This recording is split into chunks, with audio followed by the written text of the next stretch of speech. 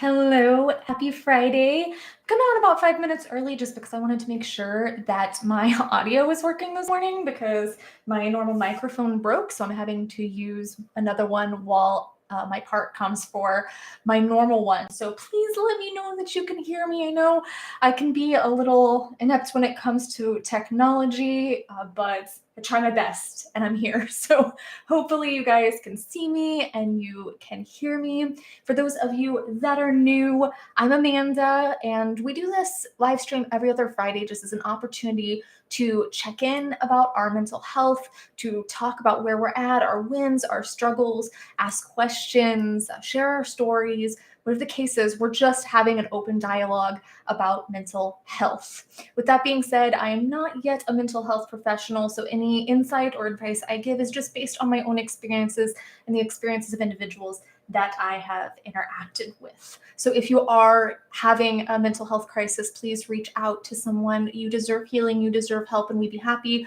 to point you in the right direction. I do always list the suicide hotlines by country in all of my videos and streams in the description. So if you are needing that, please make sure that you're reaching out. Like I said, we will help get you in the right direction, but you do matter and we care. We care if your light goes out. Heart and Soul says, not gonna lie, I'm having a pretty difficult week. Well, feel free to talk about it. I've been hearing that a lot, so I think there must be something energetically going on because there's been a lot of challenges and a lot of shifts for a lot of people this week. So let's get talking about it. I also did want to say that if you're wanting to make sure I see a message, make sure you use that super chat or super sticker function so that it highlights it and I see it, because it can get kind of crazy here in the chat.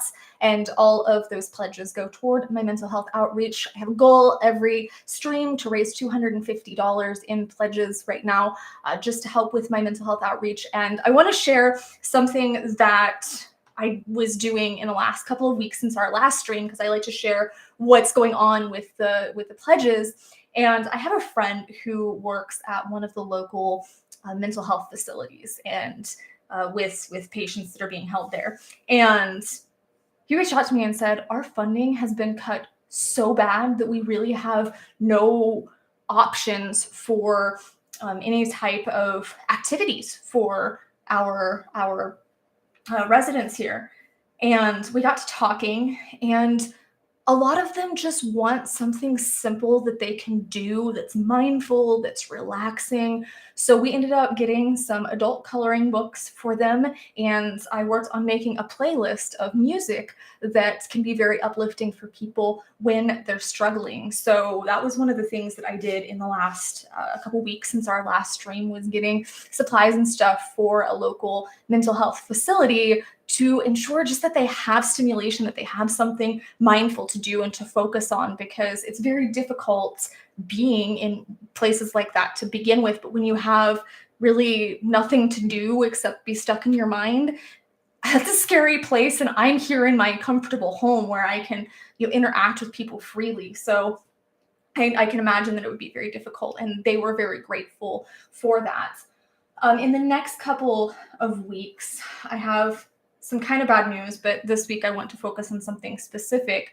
In the next couple of weeks, I want to focus on Scotty, our veteran friend that I've talked about here on the channel. I met him over a decade ago now when he was on the side of the road and he was asking for money, and I ended up taking him out to lunch and we became friends. So long story short, I got him into an apartment and he ended up adopting a couple of my foster dogs and we became close friends. Well, yesterday I found out that he's terminal with lung cancer. And that was especially hard, not only because we've become so close, but because my dad passed away from pneumonia and emphysema. So when I first met Scotty, I felt like I was so drawn to him because he in some way reminded me of my dad. And over the years, I've definitely been able to see that parallel. So I want to make sure that he's getting the support that he needs and that he's getting love during this time, because he is unemployed. The VA is not helping him and not following through very much. And myself and one other beautiful spirit are working on helping him. She got him a Mint Mobile phone because his phone had got disconnected. And I actually found out how bad he was doing because I had called the police to do a wellness check on him. And the officer called me back and said he is not okay. So very begrudgingly, we convinced him to go and get treatment, get help. And they drained one of his lungs. And it's been really hard, but like I said, I want to make sure that he has support. So that's one of the things that pledges are going to be going toward in the next couple of weeks, is making sure that he has his essentials and he's comfortable. I also, again, we covered therapy, for the first month of therapy for a few individuals with pledges as well, individuals from the community, and I want to continue doing that. So that's going to be the focus for the next couple of weeks with pledges, is Scotty and continuing to help individuals get started in therapy. So let's get into these chats here. Wow, I got lost really fast. Did I really talk that much? I didn't feel like I was talking a whole lot. But Sebastian says, thanks for being here. Thank you for being here, Sebastian. Hog Dog Gaming's kitty's chilling on his lap.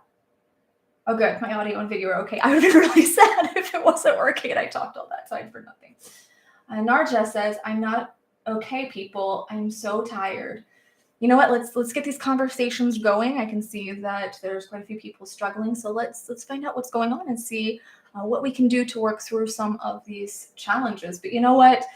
I've pointed out to people over the years that if you break down the word depression, it's deep rest. You're needing deep rest. So it makes perfect sense that you're tired when you're struggling with your mental health, because it's your brain's way of saying you have to rest. And rest doesn't just mean laying down and sleeping or taking a nap. Rest can mean disconnecting. It can mean taking a break from social media. It can mean taking a break from certain habits, certain foods, certain things that aren't serving us. So there's a lot of different types of rest that our body needs. There's physical, there's mental, there's emotional. There are two different things. There's spiritual, there's a lot of different types of rest that we need, that sometimes we need to back off of having so much stimulation. Being tired is definitely normal, physically and emotionally, when we're struggling. War Moose Eternal says, hey, Amanda, hope you are doing well. Sorry, I haven't been around here, been busy.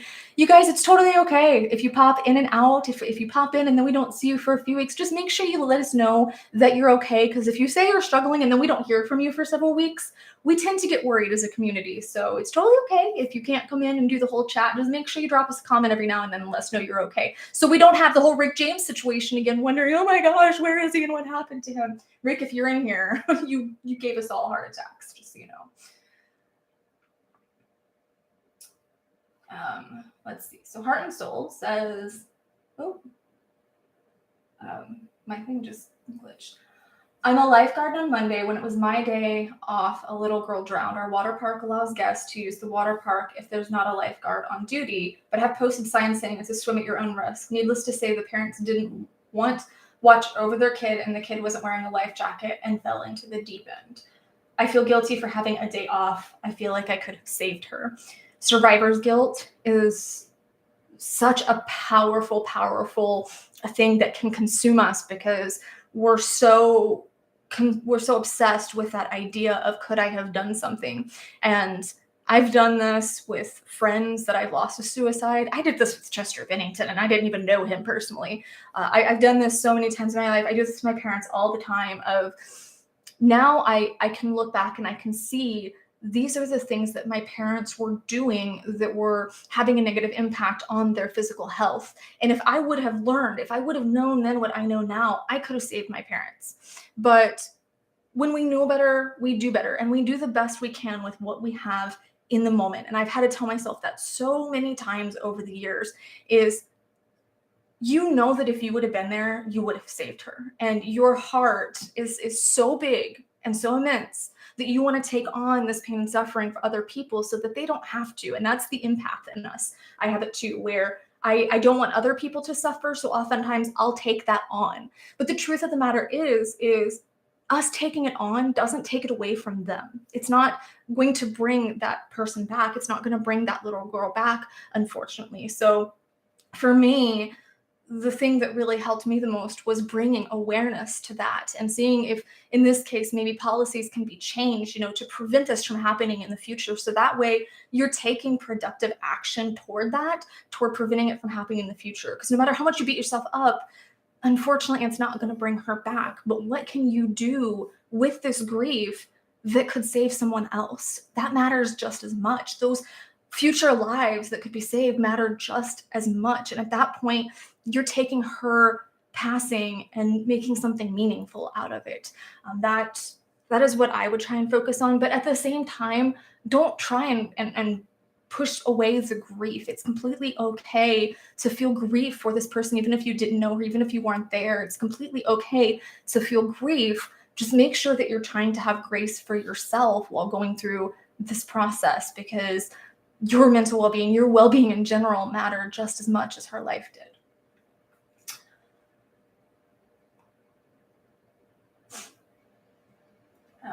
Casca Yukon says, past few days/weeks, I come to acknowledge, accept the point that my mother indeed was emotionally absent and how that affected me, and have to accept that she won't change her ways. I hate having to come to terms with the fact that some people just can't change, and you can encourage them and you can give them information and you can be loving toward them, but that does not mean that they are obligated to be loving back to you or to listen to you. Even if you know what's best, 100% you could know what's best, but that doesn't mean that that person's going to change. So I'm glad that you're aware of that. I'm really proud of you for being able to accept that. It's a really hard thing to come to terms with, but once you do, then you can start healing yourself and realizing that their behavior has nothing to do with you. And if they are emotionally absent, or even if they're emotionally abusive, that's not reflective of you. That's reflective of them and what they're lacking and the experiences and maybe traumas that they've gone through. Fred Boney, hello from France, and I know you speak French very well. Kiss Amanda, bisous, merci beaucoup. Je suis y allée il y a quelques mois maintenant, en décembre, et c'était un vrai cauchemar, mais j'adore le pays en général.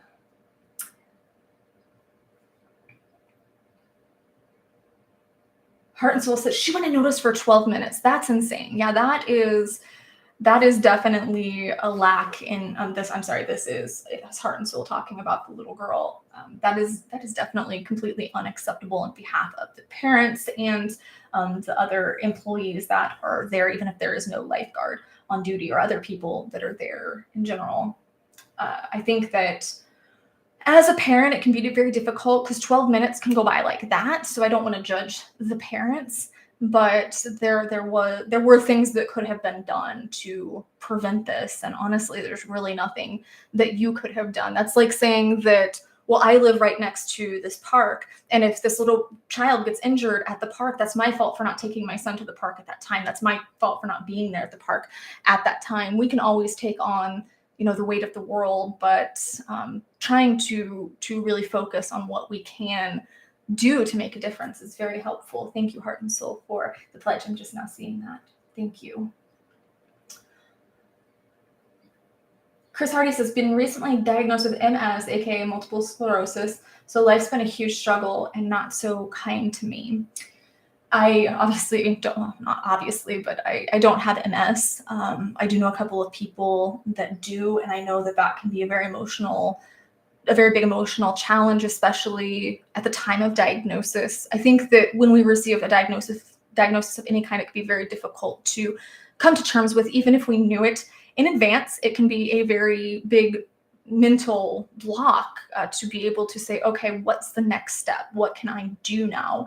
And that's kind of what I really encourage people is take some time to process, grieve that life that you did know, and start looking at the options that you have ahead of you. But take some time for you before you start doing that. Take some time to just let it sink in and go through whatever emotions you need to go through in a healthy manner, and then start looking at, okay, what does this mean for me? What does this diagnosis mean for me mentally and physically? Am I attributing this to part of my identity? Am I going to allow this to just take everything else away from me? Am I going to use this to really push forward and be that warrior? There's so many different ways to look at it. And I see that with all diagnoses. I see that with things like MS. I see that with things such as mental health struggles, depression, bipolar, borderline. I see that with cancer.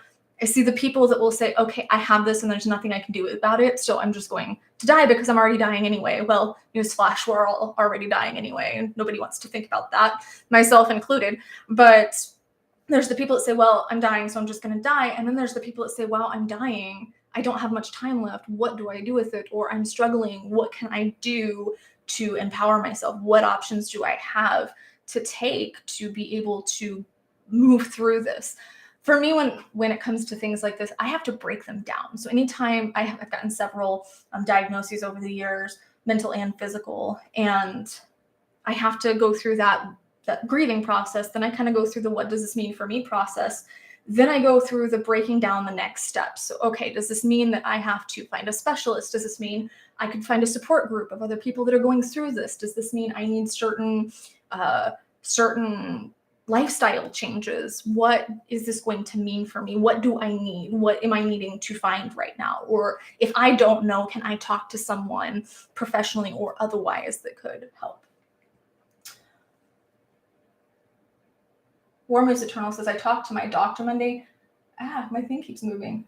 About my anxiety and depression. She put me on Wellbutrin to help, and so far it's helped so much. Good. I'm glad that you found something that is working for you. I know Wellbutrin because I saw something here somewhere else about somebody that was talking about smoking. I haven't got to it yet, but somebody was talking about a loved one smoking. So I'm going to kind of move this into the same message, unless there's a reason to address that other one separately. But Wellbutrin is actually really good for smoking cessation. It can be very effective for smoking cessation. I know several people that have utilized that for that, and it's been very, very helpful in weaning off of the nicotine. And I can't really give you the scientific reason why, but Wellbutrin is an anti-anxiety antidepressant, but it also can help with smoking cessation. But there are other things as well that can help with smoking cessation, if that's something that you're looking to do, or if that's something you're encouraging your loved one to look into doing. I actually just gave a speech about that recently. I actually gave a speech about that in my public speaking class. Metalmark12 says, Amanda, when are you taking a dip in the pool and filming it? I think David really wants to see that. I did. It's on my shorts. So if you go check that out, it is there. I did post it. Whiskey Straight AI says, I haven't been in best health since a car crash 8 years ago. Last month I was told I needed a lung transplant. Tough news, but I'm staying positive thanks to counseling. Thanks for bringing that up and for mentioning that, because counseling can be huge in getting through life-altering news like that. And I hope that you can find comfort through your treatment, and I hope that you can find healing to the best of the medical ability here.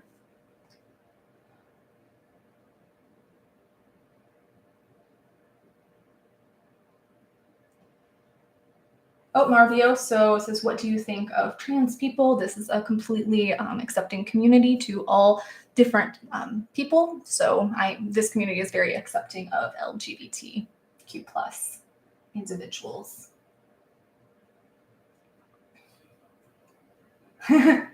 Forrest Duff says, worked all week can be overwhelming. Just excited it's Friday, right? I'm looking forward to a couple days to process. Just awesome says, I'm feeling really weird this week. I'm currently in the process of buying my first house. It's so surreal. It's really stressful and exciting at the same time. I love those things that are just, you're scared and you're excited all at the same time, and your brain just doesn't know what to do. Oh, there's so many messages I can't keep up. I'm trying. Matthew says, I endure people painting a target on my back. I'm Jewish. The issue of Holocaust denial is an extremely pressing concern for me. I've been upset about it in the past few weeks. That's very interesting. Thank you for sharing that, because I just read a book called Auschwitz, and it was about a doctor that worked with Mengele, Joseph Mengele, the doctor of the Angel of Death, who did all of the really horrific experiments and stuff. Yeah, it is very concerning that there are people that don't believe, that don't understand, regardless of the evidence in the museums, the evidence of the survivors. At that point, it's just willful ignorance. And it's hard for me to come to terms with people being willfully ignorant when they have the information and they choose to do nothing with it. But really, the best that we can do is continue spreading awareness, educating people. I think we should be focused on educating this generation, because this generation just has no idea. I was in school. I think it was, I was back in January, so it was toward the end of my first month this semester, and there was a girl in our class who did not know what Auschwitz was. And I just sat there for a moment and let that sink in and thought, we are failing in our education system if this, I would say she's probably 21, 22-year-old girl, does not know what Auschwitz is. So I think that encouraging the continuance of education in junior high and high school, doing educational stuff yourself, if that's something you're passionate about, maybe starting a social media page about raising awareness about the Holocaust and about the Jewish community and the struggles and stuff that you faced, or connecting with others in the Jewish community that might be interested in doing the same. That would be my suggestion, and I would absolutely support that. I would absolutely follow you on social media or talk to you about that. Heart and Soul, thank you again for another pledge. Says, I also had to jump in and save a kid today almost for the same reason why the girl drowned on Monday. Parents don't watch their kids. Yeah, I think that that's another thing that needs to be addressed in this society is we need to stop playing on our phones and actually be present with our children. I understand the need for a break. I really, really, really do. But when you're in a situation like your child is unmonitored in a area where they could get hurt, I know we think that that can't happen to us, and I know we think that our kids are invincible or our friends are invincible or whatever the case is, but it only takes a split second of looking down and scrolling your TikTok or whatever it is you youngins are doing these days, and a tragedy happening. So I think, again, we need to be moving away from this constantly being on our phone and being present with our families and with our friends and stuff. It always breaks my heart to go out to eat and see these people who just, their kids are sitting there on a phone during dinner. Are you kidding me? You guys can't even spend an hour and a half during family mealtime now to talk to each other and interact. You just give your kid a phone and ignore them. I think that that's really tragic. So I just think that we need to be promoting more connectedness and mindfulness. Oh my gosh, we've gotten there's so many. Ryan Barron says, my uncle passed on Easter and just found out my dad has cancer and it runs in my family. That's a lot. That's a lot to take on. I'm sorry for your loss. I always encourage people who lose someone to share memories here on the channel of them so we can help keep their memory alive. And I really hope that your dad finds peace during this time, that you guys can find peace together, that you can find moments to bond, that you can use this time to connect and bond, as opposed to being really inundated with that fear. And it's okay to be afraid and it's okay to be sad. But in retrospect, my dad was terminal, and I wish that I would have spent more time bonding with him and less time. I actually don't even, I was afraid for a bit, but a majority of the time I just thought, oh, that's not going to happen to him. He's going to overcome it. He's going to beat it. He's going to be here. And I wish that I would have been honest with myself and came to terms with it and been able to spend more time with him and talk to him and ask all those things that I'll never know the answers to. Just things about our family, things about, you okay, Ricky? Things about his life, his story, his journey. There's so many things I wish I would have asked or wish I would have said that I didn't get to. So I encourage you to go listen to the Monsters by James Blunt reaction if you haven't done that already. I think that that is very meaningful to your situation.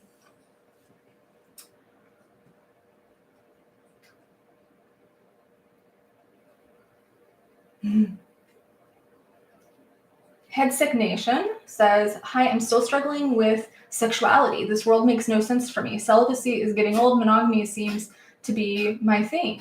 That's awesome. That is absolutely great for you. It's really just about finding what is best for you and approaching it in a mindful and safe way. That's really what it comes to. But sexuality can be very confusing in the sense of our own sexual identity, in the sense of how we want to interact when it comes to intimacy. But it really comes down to being honest with yourself and what it is you're looking for, and being honest with potential partners, because there are some partners that are looking to be in an open relationship. There's some partners that aren't looking to be committed. There's some partners that only want monogamy. Just be honest with yourself and with other people. And I think that you can have a very, very healthy interaction just by doing that. Just you can have a very healthy sex life just by doing that.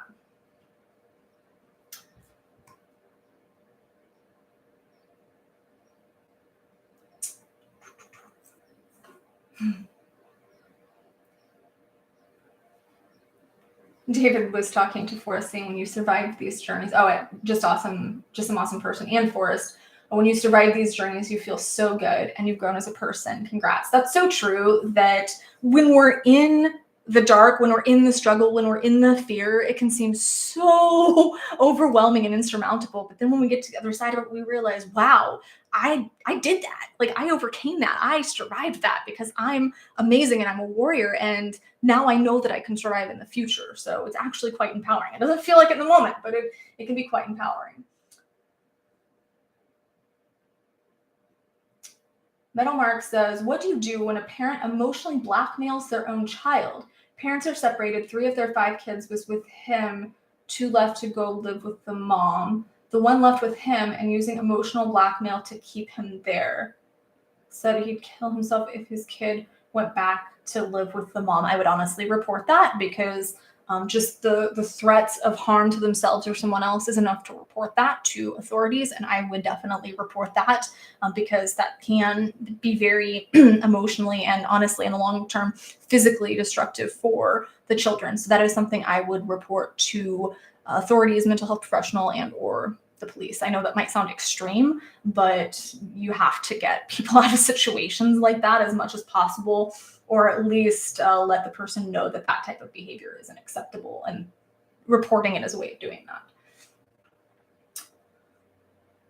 Lee Wesley says, my stress problems have been getting so bad lately that it has caused me to have 4 epileptic seizures in just 5 weeks. The doctors have told me to try to keep calm, but my problems are not stopping.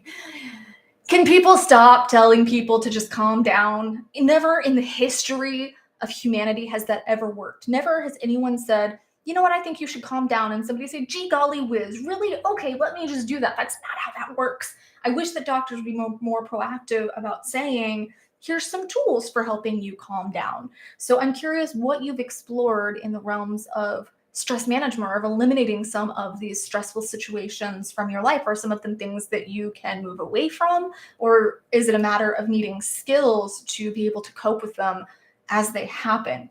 Because, yeah, I understand stress, and I actually have stress-induced cardiomyopathy. So my heart can have extra beats and skip and mess up a little bit if stress gets too much. Speaking of which, I want to say this real fast before I continue. When it comes to stress, I got fired from my job last night at the yoga studio. And I know this will probably sound crazy to some people, but I'm really grateful for it, because the environment was so stressful that I was feeling awkward in confronting my boss and saying, I don't want to be here anymore, because she was just a toxic person to be around. I don't want to be here anymore.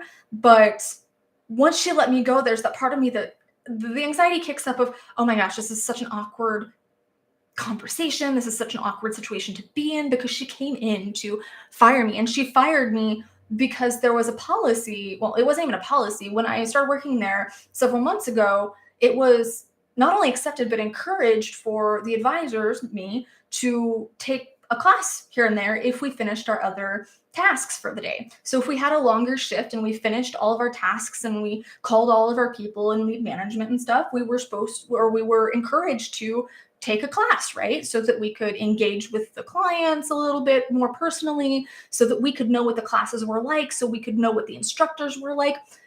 So I was not only encouraged by our former manager, our former general manager, but also by the head yoga instructor and all the other wellness advisors that have been going in and out for the last few months because they can't seem to hold on to their employees. Big surprise. also engaged in this. So when I didn't even get a warning and I got laid off, I thought, okay, there's something else going on here. And I just get the vibe that she doesn't like me, but that's okay because I didn't like her either. And as stressful as it is on a financial level, the fact that, oh, wow, I don't have to deal with that stress anymore, that's phenomenal. That's fantastic. It didn't take me too terribly long to start going, okay, this isn't even a blessing in disguise, because that woman was 3 red flags in a trench coat. Like she was so you know what? I don't even want to say anything nasty about her because I don't think it's her. I just think our personalities clashed because when I came there, it felt like family. The whole place felt like family, and it felt very upbeat, and it felt like a yoga studio. And now it feels like a really pushy gym, and I didn't like that. I didn't like feeling pressured to uh, ask people about their finances and stuff. That was really uncomfortable. I didn't like just the constant stress of her making me feel like nothing I ever did was good enough when I was going above and beyond for the company, for the studio. But yeah, I'm free.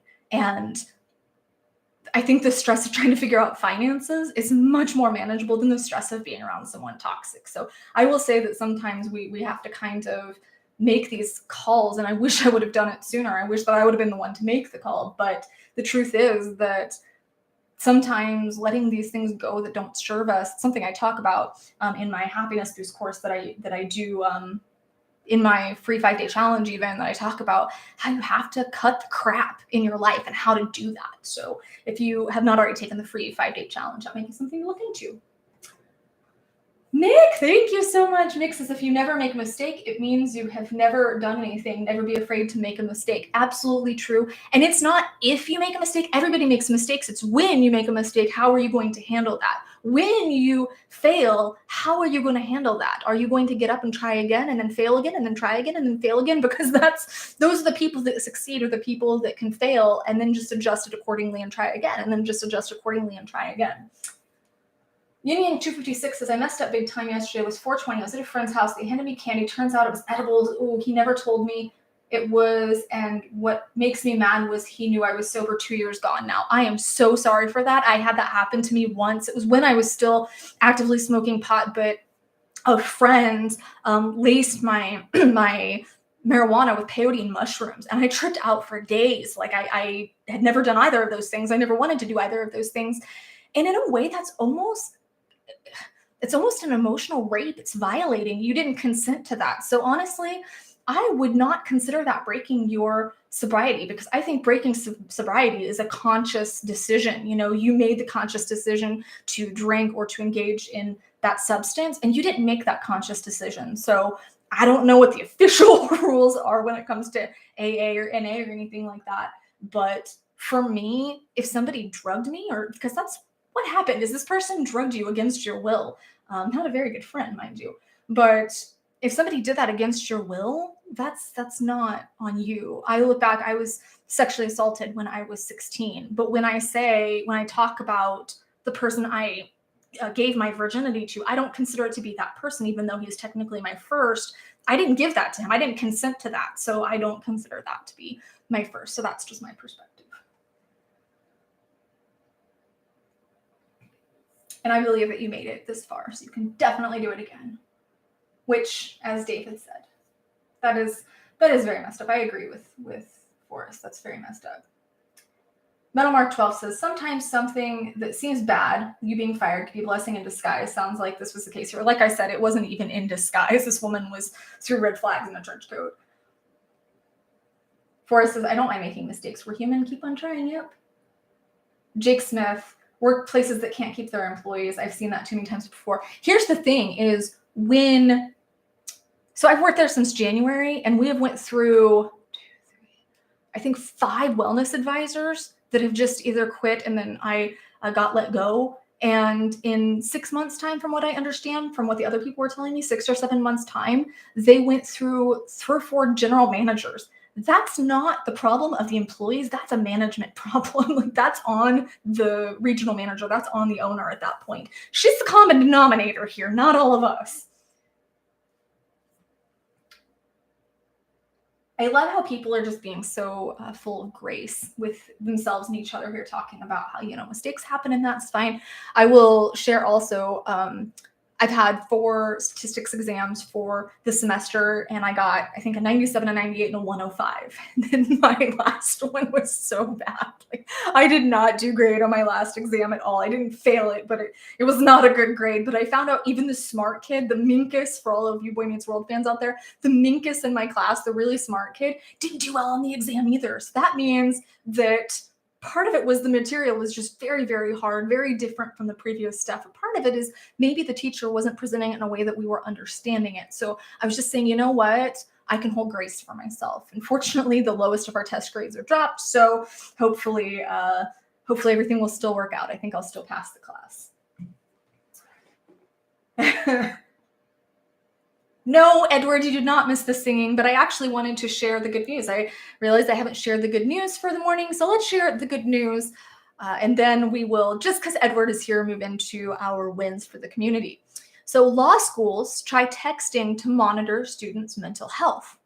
At schools using early alerts, students rate one aspect of their well-being each week by text. Their response can trigger automatic outreach and information about resources. So as evidence mounts that law students suffer through outsized mental health challenges, some law schools are experimenting with a new tactic to identify struggling students and get them help. At least 5 U.S. law schools have adopted a service first developed for medical schools called Early Alert that sends one text message a week to students asking them to rate how they feel about a specific topic. Questions range from academics and personal relationships to sleep quality and financial stability. Students respond on a scale of 1 to 10 with answers in the mid to low range, triggering a list of available resources, outreach by a law school staff member, an automatic call from a crisis counselor, or all 3. It has had substantial impact, said Chalik Richards, Dean of Students, Diversity and Belonging at Pepperdine University, Karasu School of Law, which began using Early Alert in the spring of 2021 when the COVID-19 pandemic forced classes to go online. I don't have to wait for faculty to notice that one person in their class of 55 seems off. Think about the fact that with the bigger universities, 55 is a small class. There's classes that have several hundred students. Law schools have for years maintained wellness programs with resources such as on-campus counselors and mindfulness classes, yoga, and other mental health programming. In a 2021 survey of law students at 39 schools, nearly 69% said they needed help for emotional or mental health problems in the past year. That was up from 42% from the 2014 version of the same survey, and those problems persist after graduation. A recent study concluded that attorneys are twice as likely as other working U.S. adults to have suicidal thoughts. I think that the fact that they're targeting these populations that really need the help, I think that this should be extended to medical school, because I know that medical students also struggle a lot with their mental health because the workload is just so heavy. Psych majors as well, which is ironic because my degree is psych and law. So I'm going to get the best of both worlds on the mental health challenges, but I know my resources. I have a strong support community here with you guys. And if I feel like I'm going crazy when I go for my bachelor's, or if I decide to go beyond, I know I can say, guys, I'm losing my mind. Please help talk me down, help me out. Or if I need to take a break, you guys will understand. I'm lucky in that way to have that sense of community. I also have a pretty robust toolbox of things to do when I start getting really frustrated. And I've been working more lately on really being able to say, okay, what can I do right now? Because there is a time and a place to reach out to other people, but I have a bad habit of kind of jumping to that as opposed to working through things myself.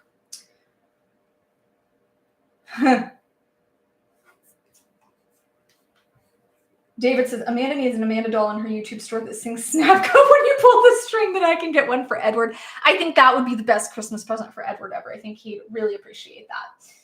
Anyone that knows how to make a doll. Actually, no. I think seeing myself in doll form would just be super, super creepy. Metamark 12 says, any idea why some people blame themselves about something that was not their fault, like a sexual assault?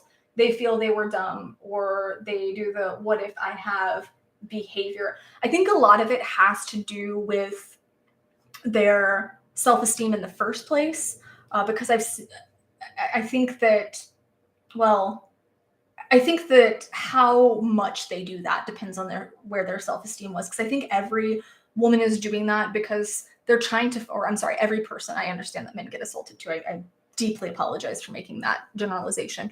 I think that there's the aspect of trying to make sense of it. There's the aspect of, well, if it's my fault, then I can do something to work through that. If it's their fault, then it's out of my power of control, right? If it's someone else's fault, then I just completely lost control. And coming to terms with that can be very, very difficult. But I think it also has to do with where that person's self-esteem was in the first place, because if they had really low self-esteem or self-worth, it can be, well, I deserve that because I did X, Y, and Z. And I did that in regards to my sexual assault was, well, I skipped school, so I deserve that. I deserve to have that happen to me.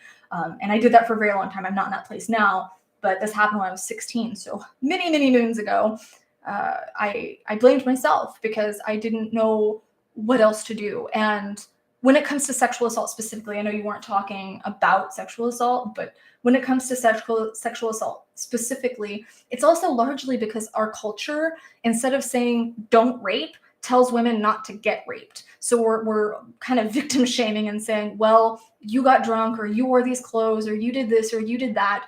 So because that narrative is so entrenched into our society, it's so wired into our brains, if something like that does happen, and it happens to a disturbingly high majority of women, then that's the tape that they've been programmed to accept as absolute truth, probably their whole lives, or as long as they can consciously remember. I think we need to do the Snap Cup song before we go on. I hope that I'm keeping up. I know that there's so many messages. I'm trying really hard to keep up.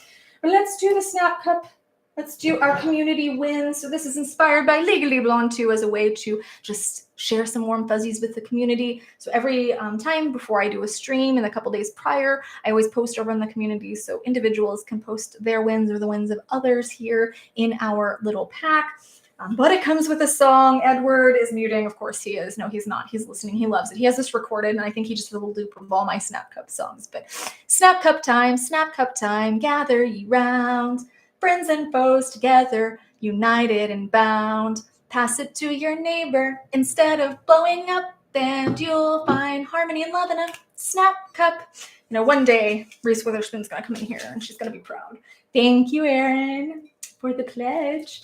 I totally forgot to be to start tracking our our pledges. I always forget that because it used to do it at the top and now it doesn't. Forrest Duff, are you still in here? I saw you a minute ago.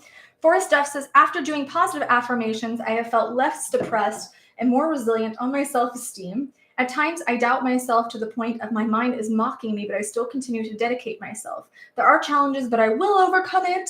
Exercising has helped me so much mentally and physically. Music also is my lifeline. Yeah, those two things are paramount for me as well in dealing with my mental health and physical, obviously. But I don't work out for physical health. I work out for mental, and the physical is just a nice side effect. But positive affirmations, I know they can feel silly, but I put some of those on the channel because over time they can really help us. Listening to those can really help us. And I'm glad you said that because I've been thinking I should probably get back into those again. And then Leora Alexandra, who I love, she's another content creator.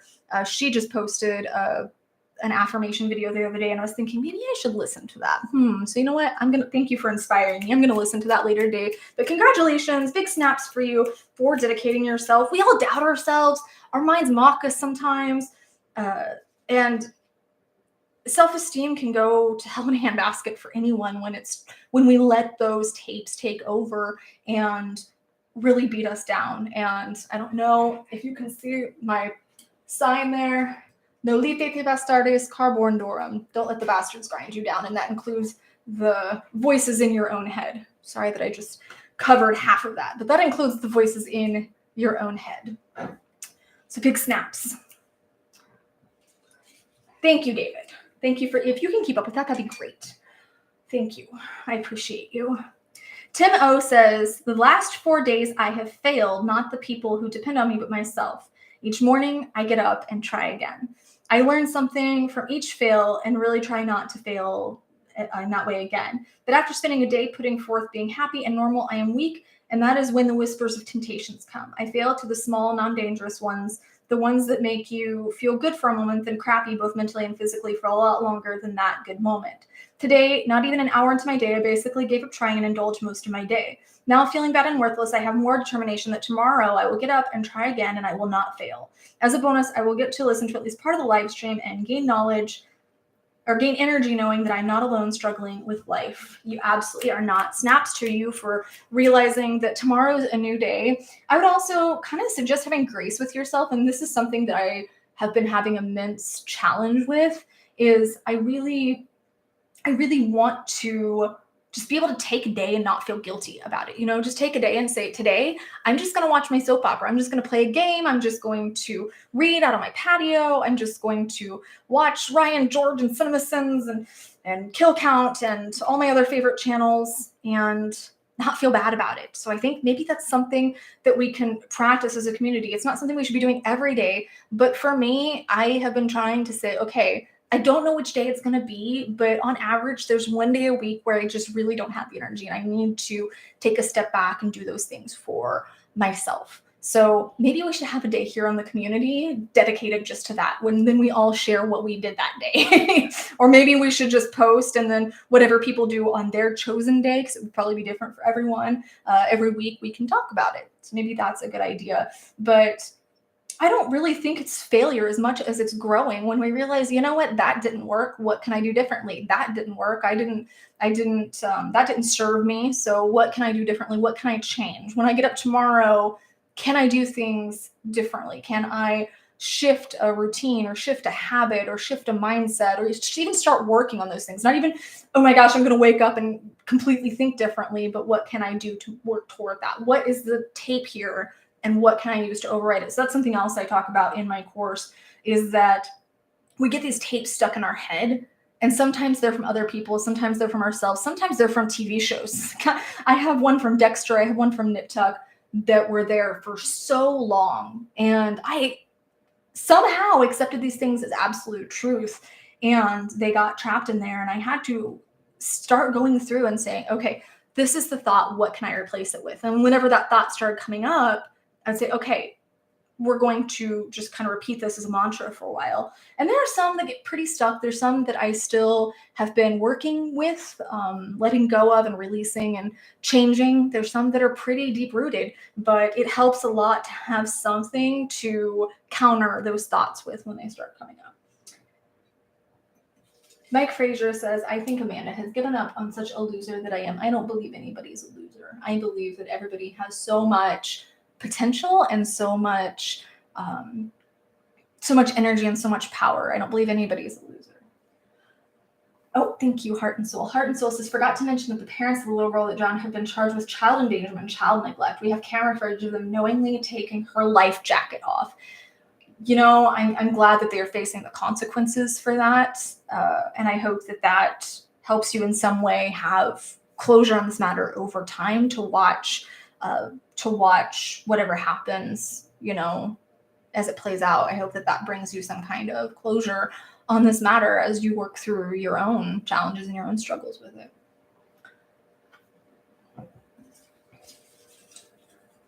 And yes, I will not give up on you, Mike. David's absolutely right. And I don't think David's going to give up on you. I think there's a lot of people in here that aren't going to give up on you. I don't give up easily. Brian's Games and Anime says, I just lost my foster father past week. He had health issues for quite some time. I've had foster dads. All of them were phenomenal, but I was able to stay with him the longest until I became an adult. Well, I'm glad that you got, those memories with him, and then you got to stay a long time with him and bond with him and connect with him. And I'm really sorry for your loss, and I hope that you can find ways to keep his memory alive. Like I said before, we are always happy to help you do that through memories and sharing, but take time for yourself to grieve and know that, number one, that's not going to look the same as it does for everyone else, and it's not going to be on the same timeline as everyone else. So grieving can look different for each person. Some people, they want to go watch that person's favorite movies or engage in an activity that person likes to engage in. For some people, they need to take time for themselves and kind of avoid thinking about it for a bit until they can do so. or till they can figure out how to do so in a healthy manner. For some people, that's journaling. For some people, that's, sharing those memories with a community like this one. But just make sure that you're having grace with yourself and you're honoring him in the best way that you can.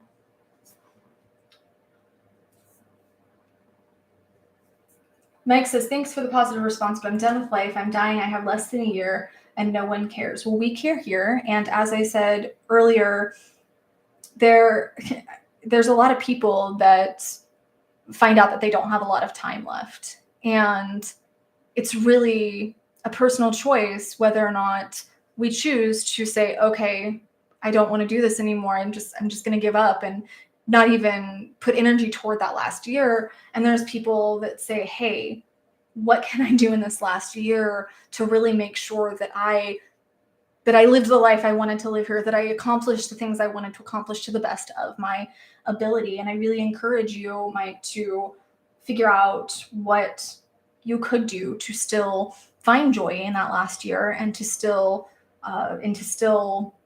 have the impact and leave the legacy that you want to leave your footprint here on the earth. But I will say also that my dad was told that it was his last Christmas for, I think, 8 years. So doctors aren't always correct either. So know that the community is here. We do care if your light goes out, and it's very, very, very possible to still be able to find reasons, to find purpose, to find energy, and to find a whole lot of love here in the community.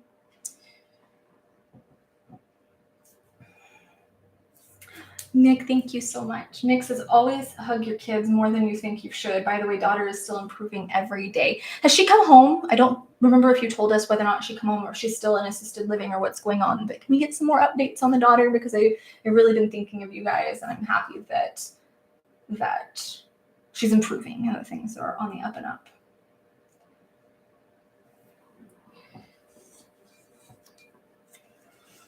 Lee says to Mike, I'm sorry about you not having much time to go, but you still have people that care. Keep thinking about that, and you should do a bucket list. I agree. I very much, very, very, very much support the bucket list idea.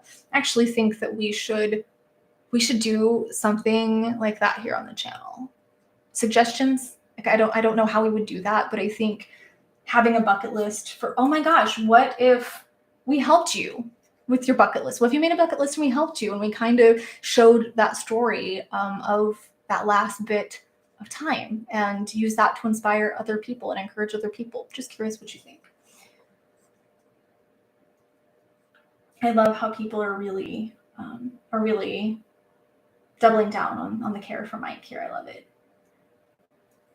Skull Crusher says, watching Corey Feldman's song Come Back King it's hilarious. I just laugh at him every time I watch it. I can't take the guy seriously more, but he's making me laugh. Snaps for being able to have a good laugh. There's nothing quite as therapeutic as a good laugh. Okay. AVTO Nat says, I felt not too terrible while in the shower for about 10 minutes. It was still a couple of light years from feeling normal, but for the first time in months, I didn't feel like weeping and bashing my head against a wall. I'll take what I can get at this point. Snaps for a year, 10 minutes. I remember when I was younger, and my mom would tell me, because I was already exhibiting symptoms of anxiety and depression at a very young age, and I remember my mom telling me, if you ever feel like you're at the point where you really genuinely want to take your life, you're at the point of losing your life to suicide, or you're feeling like hurting yourself, wait 24 hours because that will pass. But she also told me that when you're in that dark place, at first it might be, oh my gosh, there was a minute where I wasn't feeling that darkness. Woohoo, I had a minute. And then there was 10 minutes. And then there was an hour. And then that hour turns into a day, and that day turns into a week, and that week turns into a month. So that 10 minutes is a great beginning. And it's showing that you can feel that way. It's just that reminder when you're in the dark place of, but I had that 10 minutes. I was there for that 10 minutes. So I know I can be there. I know I can get there. That's my preview, that I can get there. It's figuring out how to expand that 10 minutes. So what did you have in that 10 minutes? What were your thoughts in that 10 minutes that were allowing that to flourish? But know that 10 minutes will just keep growing, and I'm proud of you. Oh, yay. Nick says, yes, ma'am, she's home with her babies now. Yay. Casca says, don't know if it helps, but just observing one's breathing, like during a walk in nature or park, just observing the wind through the trees, birds, allowing things to drift by like clouds can be peaceful. I did a vlog on grief a while back when I lost Gloria, the woman that I used to caregive for, and part of what I was talking about in there was her best advice that I remember was, whenever you're feeling stressed out, just go outside and listen for the birds because they're always there. So now every time I hear the birds singing, I always think of Gloria and all of the things that she taught me and all of the joy and positive energy she brought to my life. Thank you, David, for sharing that vlog with Mike. Oh, Jinx, I got a puppy. It's a Cavachon puppy that's really playful. It really likes cuddles. Here's the deal though, when you share news like this on this channel, you have to give us pictures. So I need pictures of this puppy, and I just want to go cuddle a puppy. I just want a puppy. Ricky, come here, I need to cuddle you. Ricky doesn't want to get up. Ricky's not puppy. Ricky's a grouchy little old man, and he does not like to cuddle, and he doesn't like to really be held very much. He just growls at you, but every now and then, sometimes he'll join us. Sometimes Ricky is a little tweeny and he's sleeping on my beanbag right now, but I actually take that back. I don't want a puppy because I don't like the responsibility that comes with puppies, but I really like when I can go to someone else's house and play with their puppy for a while. That's why I do the dog sitting and dog boarding.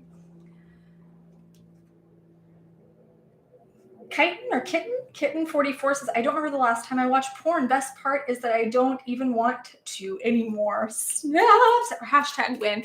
Big snaps. I know that can be very hard to overcome, but getting to that point where you don't even want to anymore is a huge milestone, because that's a difficult place to get to with any addiction, where you just stop having the cravings and you realize, it didn't really serve me. I'm glad that's gone. So I'm very proud of you for sticking to that. I know that can do a lot of damage, and people don't want to talk about it. That's one of those weird stigmas that people don't want to talk about. They don't want to come to terms with it. They don't want to address it. So I'm very, very, very, very proud of you that you did that. And I think that it will really help you. And to be honest, any current or future relationships with another person. David says, important message. I care about all of you. I'm sorry, I wasn't laughing at that part, David. I was laughing at the part beneath. Important message. I care about all of you. I want to give support to all of you. I'm a simple human. I do the best I can, but if I miss some messages, if I miss it, it doesn't mean I don't care. Same applies to Amanda. And then he says, Amanda doesn't need a puppy. She already has a boyfriend to clean up after. Men are messier and needier. You have no idea. Men and children, especially when that child also happens to be male. It's just, oh my gosh, why is your shirt on the couch? Why is every book you own, Bryston, strewn everywhere? Why, boyfriend, is your bowl left out? This food just left out on the counter. I don't understand why boys are so messy and so needy. But thank you, David, for acknowledging my life struggles. Ben M says, got a debt settled, and now there won't be any litigation. I am so happy for you. That's huge. Big snaps for Ben, who I'm just going to continue calling Moses Zach here. Ben/Moses Zach, I'm happy for you. I know that getting debt off your plate can just be a huge relief, huge stress relief, because having that stuff hovering over you is like that dark cloud that's just sitting there, and not the game, because that game's awesome. The dark cloud that's just looming, and you never know when it's going to just pour down on you. And I actually just found out that I'm probably getting audited by the IRS, and I have no idea what to do. I do not have the money to hire someone, so that is definitely going to be a big challenge, and it's something that's weighing on me right now. So I can't wait to have that settled. So I'm going to live vicariously through you at the moment. Oh my gosh, we only have about 10 minutes left. David, can you tell us where we're at so we know if we can do some more pledges before the stream ends, for Scotty and for our community individuals who are needing counseling? David, actually, your win came out next. Seeing my friend's dreams starting to come to life. Snaps to you for being a good friend. You're an amazing friend. So that friend is very, very lucky, and lucky to have you to acknowledge their big dreams. And snaps to you for being able to connect with the energy of someone else, the positive energy of someone else. Christopher McConnell says, thank you. So David says we're at 106.97 and our goal is 150 of pledges. And like I said, that's going to go toward helping people get into therapy, so paying for the first month of therapy for individuals, and to Scotty and making sure that he has what he needs to be comfortable in this time where he's really facing a medical and a mental crisis with being terminal. So just making sure that he has comforts and that his doggy Wendy has the comforts and the things that she needs to get through this time. And for the record, I will be adopting his dog when something happens to him, if obviously she is still around when that happens, which she probably will be because she's a healthy pup and a Chihuahua mix, and Chihuahuas tend to live a very, very long time. I'm sorry, and then I got, woo, I'm being squirrel brain right now. Christopher, I was reading your comment, says, my peer support guy is leaving the agency, bummed about that. It is so frustrating when you connect with a mental health professional, you connect with someone, and then they end up having to leave. I've had that happen several times, and I hope that you find someone else that works for you. And maybe you can keep in contact with that person. I have a couple of therapists that I've kept in contact with even when we didn't see each other anymore. So sometimes that's an option to keep in touch as well.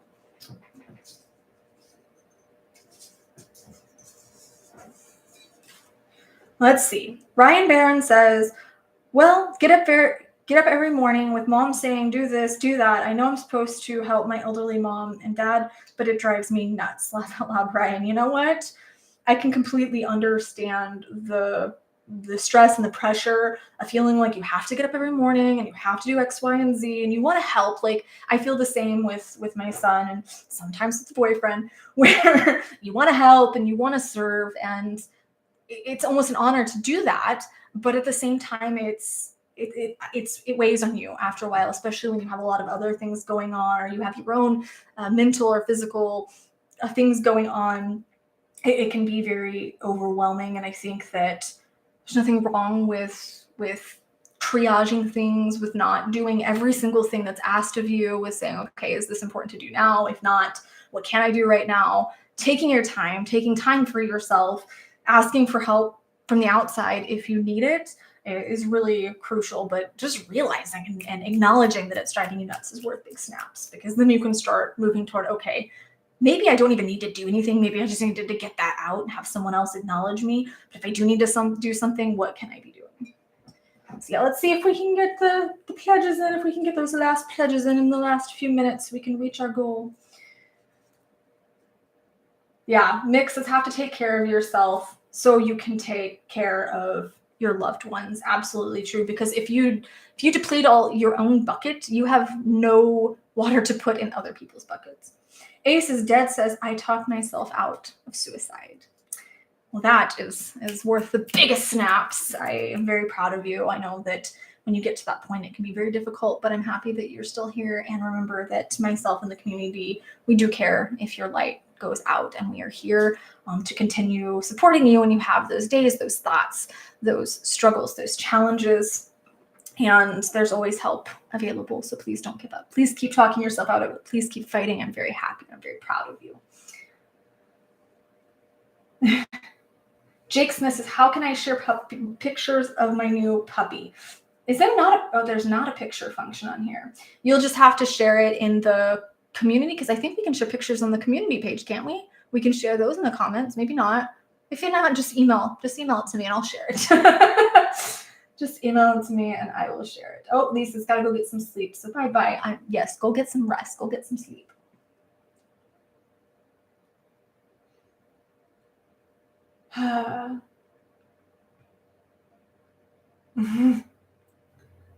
Oh, Brian says, thanks for everything. Bye, Amanda. Till next time. Bye. Yes, I do have a Facebook page, Casca. You can send it on my Facebook page. You can find me. I think you can just search Mental Amanda and my Facebook should come up. And then, yes, you can just message me and send it to me on there. Wow, this chair is super squeaky. Super squeaky. Squeak, squeak, squeak, squeak, squeak. I feel like I need to tighten it. Look at the back of this. It's all getting torn up. Maybe I just need a new chair. Oh, Metal Mark says, I watched the pool video, Amanda. Kudos to you for doing that.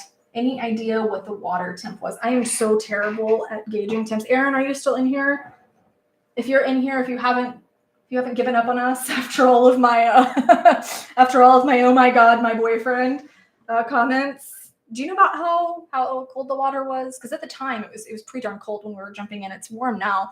Our temperature is insane here because 2 weeks ago it was pretty cold because it was probably about 50 degrees in the 50s or 60s outside, which made the water much colder. But now it's 80 and it's hit 100 a couple times already. Oh, David Kaplan says, what do you do to turn off the negative voices in your head? And do you believe in medication? I do believe in medication. I do think that it's very helpful for some people. We had an individual in here earlier that was talking about how they got started on Wellbutrin. That was really good for them. However, I do think that medication is used as the solution instead of the tool. When I think that therapy and medication are great tools for managing our mental health, but they're not the solutions. They're not the standalone solutions by themselves. So while I do support them, I think there's a lot of other things that we can do to empower ourselves and to improve our mental health in regards to lifestyle changes, cutting certain things out of our life. And I go over those things and I give challenges and things in my free 5-day challenge. You can go to happinessboost.life. That link is in the description of my videos. And sign up for that free 5-day challenge, and it can give you a lot of insights on other things you can put in your toolbox. But as for the negative voices, I think it comes back to it for me, it tends to be repetitive things. So those negative voices, my shadow, it tends to kind of either circle around the same phrases or at least the same messages. So it might not always say you're stupid or the exact same verbiage, but it'll be the same general message of I'm afraid right now. I'm feeling this fear. I can't do this. Okay, well, it's saying I can't do this because there's this underlying I'm not good enough. I'm incapable. I'm in these limiting beliefs, right? So once we can start kind of building a case against that almost, and thank you, by the way, for your pledge to ask this question. When we can start building a case against those, and the negative thought is, I can't do this, or I'm not capable of doing this, or this is too much for me. Instead, switch that to what do I need? What do I need right now to be able to make this happen? And the voices will be really loud for a while, but the more you combat them, the more you challenge them, the quieter they get. So it's a lot easier for you over some time to manage them. It's a practice, you have to practice confronting those thoughts. And I still have to do it sometimes. And there's still days where certain thoughts do take over and it's very difficult for me. So I certainly don't want to make it sound like it's easy, but it does get easier. And there's a lot of thoughts now that I have overcome, a lot of limiting beliefs that I have overcome. But if that negative thought's saying, for example, I messed up, I always fail, I can't do anything right, then it's, what did I learn from this? What can I do differently? How can I turn this into a way to improve my future circumstances, or make sure that I do it in a way that resonates with me more next time? Thank you, Mick. Mick also made a pledge. Be happy you're getting older. It means you're still here. Yep, absolutely true. So I think we're getting one. So we're 1:30, so we still have 1:20 to hit our goal, but I'm having to get up here in a minute, so I only have a couple of more minutes to see if we reach our goal. But I'm so appreciative of you guys just for supporting the outreach. I dreamed of this for a long time, and I dream of being that person that has the community, and we can raise funds and we can help a lot of people, and I want to start doing that as shorts. I'm just honestly trying to think about when we do this outreach, like with the mental health facility. I can't exactly film people getting their books or their supplies because of privacy rights and stuff. And I feel really weird if we help, say, a homeless individual get into treatment, say they're an addict and they need to get into treatment. We help them get into treatment. How can I exactly film that? I want to film these things to share with you guys for the inspiration, the encouragement, and to see kind of your pledges at work. But I'm not sure how to do that in a tactful way. So any suggestions are very much appreciated. But I want to share that with you guys because you're the ones pledging, and I want you to be able to see the faces of the people that we're helping. Edward S. says, amen. I used SSRI for 2 years as a tool along with many other tools. Today, medication free. Medicine alone, in my honest opinion, will not be the be all end all. Absolutely true. You have to attack the challenge in many healthy ways. Agreed.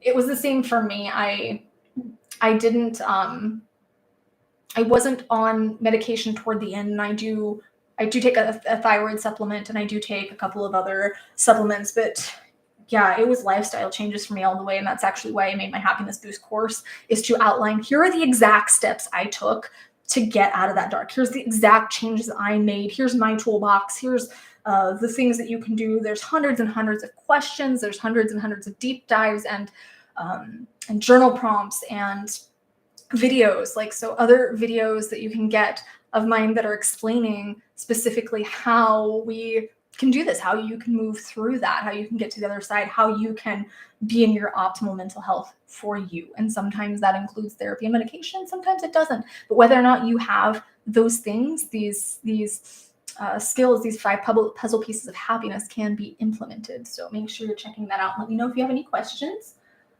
Oh, Phoenix Aki or AKI says, I usually can't make it to these things, so hopefully you can quickly weigh in.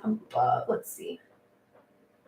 This is a complicated situation. I'm massively oversimplifying, but I can still ask. Do you have a suggestion for dealing with having intense feelings for a close friend you can't or won't ever be with? Oh, that's so heartbreaking, because I had that happen to me when I was younger. Yes. And it might not be exactly what you want to hear, but I had this happen with a person.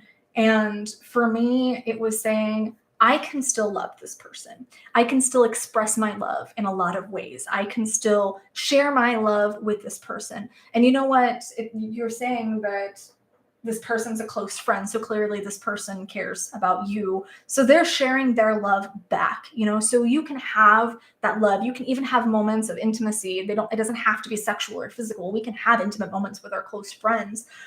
So focusing on the ways you can share love with this person, the ways you can share your feelings with this person, being honest with this person about your feelings, because I feel like, for me, I've had this happen the opposite way too, where someone's had feelings for me and I cared about them a lot as a friend, and I could feel the tension because I could feel that they had feelings for me, but they never said anything about it. And when they shared that and we could talk through it, it didn't feel as awkward. And I know that sounds weird because we're afraid that talking about it's going to make it feel awkward. But for me, it felt much more awkward not saying anything, not doing anything. So I think just being open, honest with that person and focusing on ways to share your feelings in a positive way that doesn't have to be romantic, because we do put we put romantic relationships on a pedestal, like it is our mission in life to get this romantic relationship, and we forget how important the other relationships, friendships are still relationships, and how important these other relationships in our lives are. And it's really hard when there's somebody that you could probably make them happy, and that they could be the perfect person for you, but you can make them happy regardless. You can make them happy regardless of whether or not you're in a relationship with them. It's something I am hoping to be able to express to him at some point so that I can be honest about it and see if we can get that slightly more close connection without needing the rest. Yeah, that's absolutely what I would suggest. Because I think I'd be content with that genuinely. Yeah, absolutely. And I think that that's really healthy. That's a very healthy thing to do, to just express your feelings and maybe even ask, like, I don't want to cross any boundaries. I don't want to make you feel uncomfortable. What do you think we can do? How do you think we can handle the situation so that you're feeling comfortable? So kind of flip it on them to see what they're feeling comfortable with, because maybe you guys can go out on dates. Maybe you can have long talks. Maybe you can even cuddle. Maybe you can share these intimate moments in other ways. And it really just depends on what that person's boundaries and desires are. But you won't know that until you talk to them. So make sure, that you're communicating. Casca's right. Sometimes things can be way worse or daunting in one's head than in reality. If you get what I mean, I know I'm guilty of this. Yeah, we can build up, oh my gosh, this person's going to react so badly to this, when in reality, we never know. And even if, I just want to preface before you go do this, because I know you will, with even if that person reacts badly for whatever reason, says, oh my gosh, I can't believe you have feelings for me. that has nothing to do with you. That person clearly has their own experiences and stuff that have brought them to that place. So that says nothing about your worth. You're worthy no matter what. You're lovable no matter what. And sometimes it can be very challenging. I actually lost one of the friends that I was referring to. I cared about him so much. We were such close friends, and he expressed to me how he felt, and we were very close for still a long time after that.